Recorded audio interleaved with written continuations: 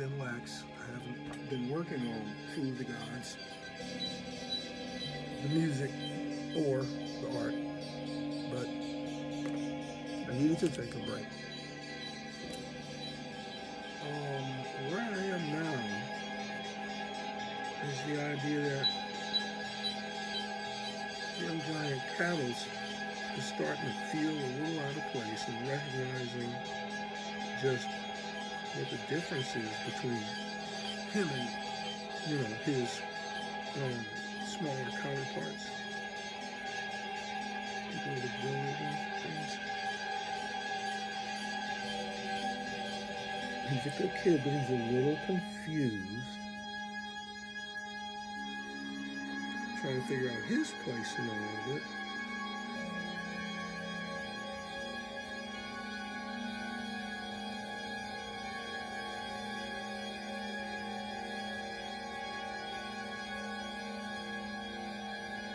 I'm trying to show him thinking.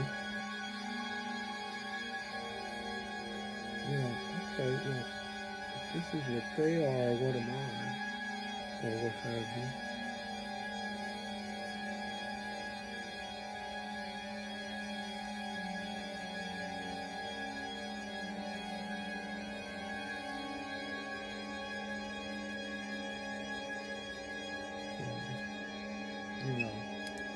All the size things may not be exactly relating, but you have to get the idea in. If you can get the idea in, it doesn't really matter. Detail is important.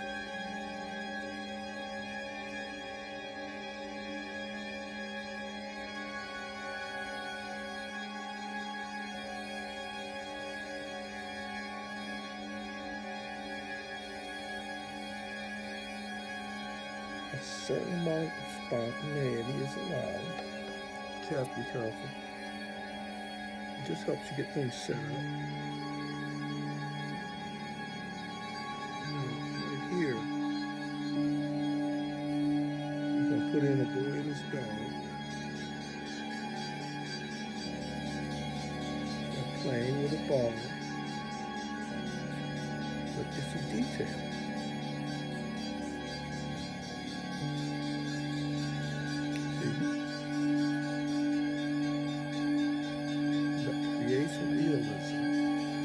Back to that later and even it out. As long as I'm making the idea that there's a certain perspective, So I'll work on that page a little bit. I had already worked on it some.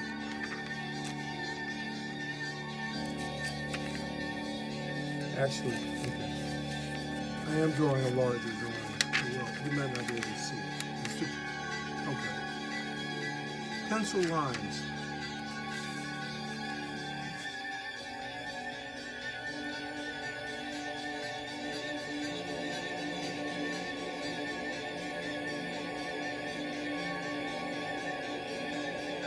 These are the Lover's Lane lovers.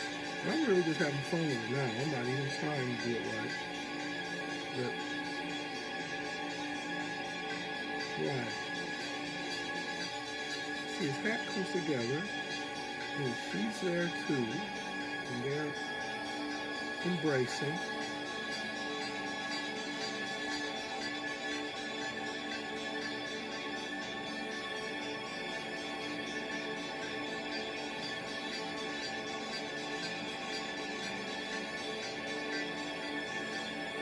Okay, I'm going to stop because I'm not sure I would have done that better if I'd have been doing it on purpose, or I don't know, or a trance right then, but I got just exactly the kind of feeling I wanted to get, which is hard for me. Emotion is not easy. Doing emotion is not easy. But anyway, when they're kissing, the giant picks them up. Anyway, I had already drawn that. But anyway, okay. Some other pages. Giant drinks from the stream, infects it with the food, and you get giant monsters. Anyway, we're having some fun. So, getting back to Food of the Gods. Getting back to it.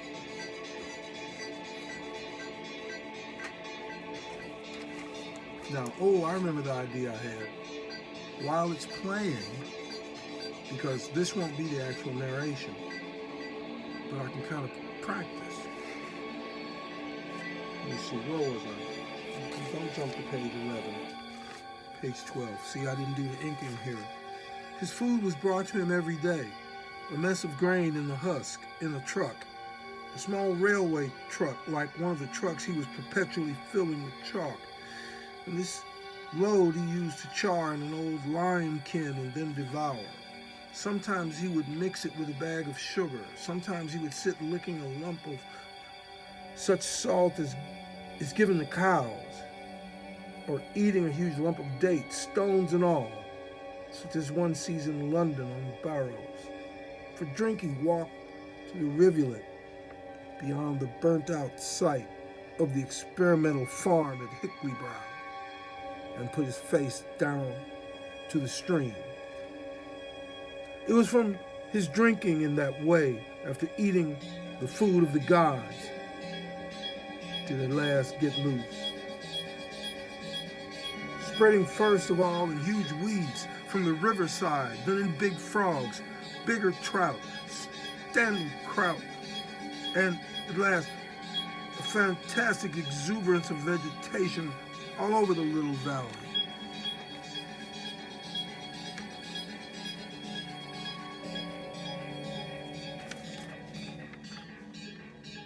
And after a year or so, the queer monstrous grub things in the field before the blacksmiths grew so big and developed into such frightful skipjacks and cockchafers, motor cockchafers, the boys called them, that they drove Lady Wondershoot abroad.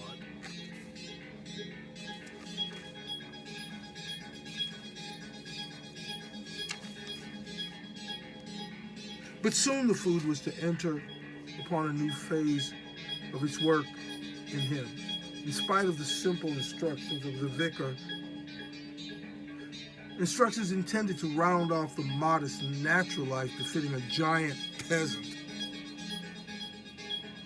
In the most complete and final manner, he began to ask questions, to inquire into things, to think.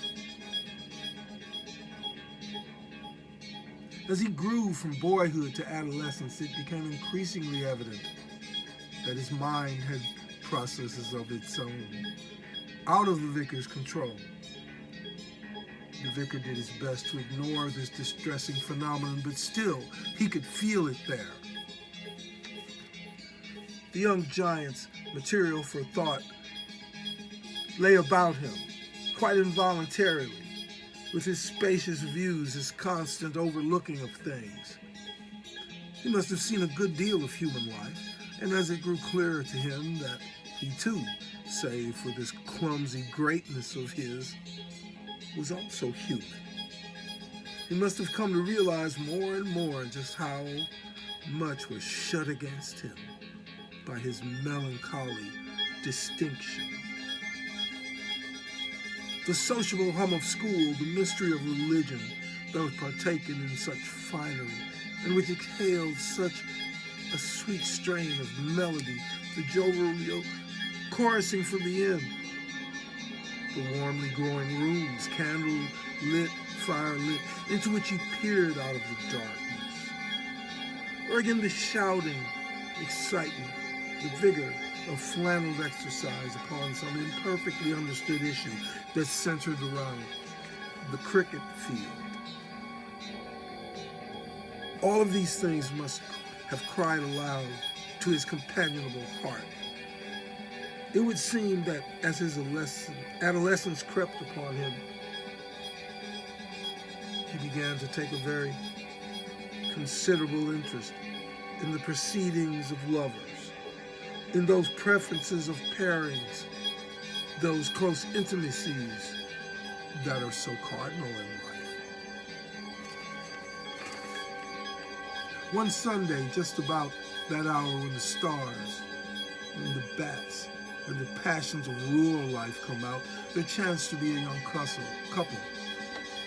There chanced to be a young couple kissing each other a bit in Love Lane, the deep hedge lane that runs out back toward the upper lodge, They were giving their little emotions play, as secure in the warm twilight as any lovers could be. The only conceivable interruption they thought possible must come pacing visibly up the lane. The 12-foot hedge towards the silent down seemed to them an absolute guarantee.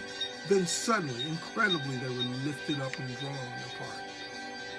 They discovered themselves held up, each with a finger and thumb under the armpits, and with the perplexed brown eyes of young cattle scanning their warm, flushed faces, they were naturally dumb with the emotions of their situation. "Why do you like doing that?" asked young Cattles. I gathered the embarrassment continued until the swain, remembering his manhood, vehemently with loud shouts, threats, and vile blasphemies, such as became the occasion, bade young Cattles, under penalties, put them down. Whereupon young Cattles, remembering his manners, did put them down politely, and then very carefully and conveniently near for a resolution of their embraces, and having hesitated above them for a while, vanished again into the twilight.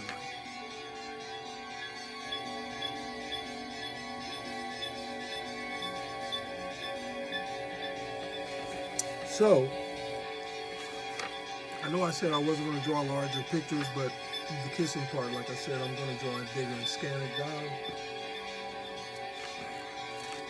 Thought about putting the vicar's face there and the boy's face there. I think I will. I'll just pencil it a little bit so I'll remember to do it.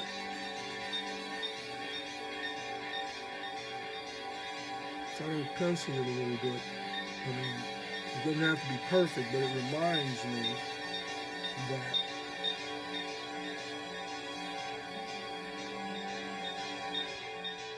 because I wasn't going to do it. I already had him there, but there's a balance to it. And I'm not even barely drawing the boy. I'm just drawing the idea. Okay, so I guess I'm going to cut the video off, but I think the next thing I'm going to ink is the little train bringing him his food. And I guess, all right, I'll make sure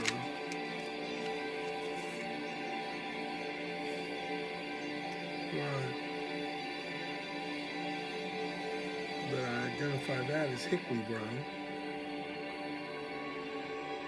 But I made that thatch there. I'm going to fix that. We didn't have that in the original one. It had a little, it had a little doorway and a little roof. I'll fix that. I can fix anything.